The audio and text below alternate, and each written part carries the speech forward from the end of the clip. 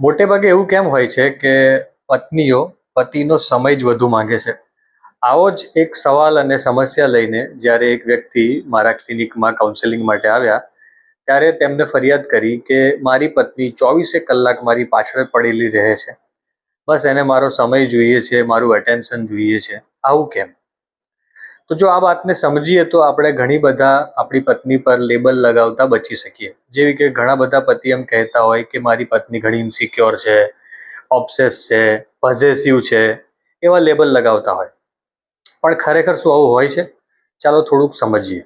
જ્યારે એક સ્ત્રી લગ્ન કરીને પોતાનું પિયર છોડીને સાસરીમાં, એટલે કે મોટા ભાગે એવું બનતું હોય કે એ પોતાની જગ્યા, પોતાનું શહેર, પોતાનું ગામ છોડીને નવી જગ્યાએ આવે છે. એટલે એ દેખીતી વસ્તુ છે કે એના જે જૂના સંબંધો હશે, જૂના કોઈ મિત્રો હશે, જૂના એના સંબંધીઓ હશે, એના પરિવારના સભ્યો હશે, તેનાથી એ દૂર થશે અને તેનો સંપર્ક થોડો નબળો જરૂરથી પડશે.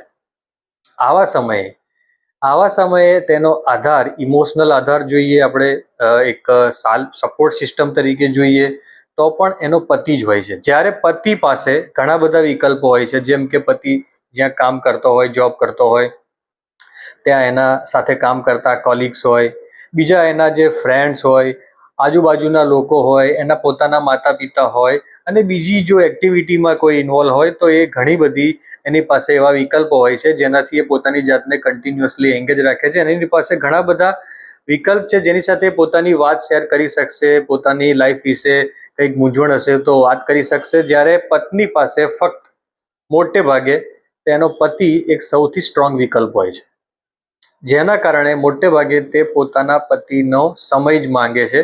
અને એ સમય અલ્ટિમેટલી એનો સપોર્ટ સિસ્ટમ છે, એનો ઇમોશનલ સપોર્ટ છે, એટલા માટે માંગે છે. એવું નથી હોતું દરેક વખતે કે પોઝેસિવ છે કે ઇનસિક્યોર છે. તો આ વાતને બીજા લોકો સુધી પણ પહોંચાડો, જેથી આવા લેબલ લગાવતા આપણે બચી શકીએ. અને જો આ પ્રકારની જીવનને સમજતી, જીવનને સમૃદ્ધ બનાવતી સાયકોલોજીને સમજવા માટે ફોલો જરૂરથી કરશો. Thank you.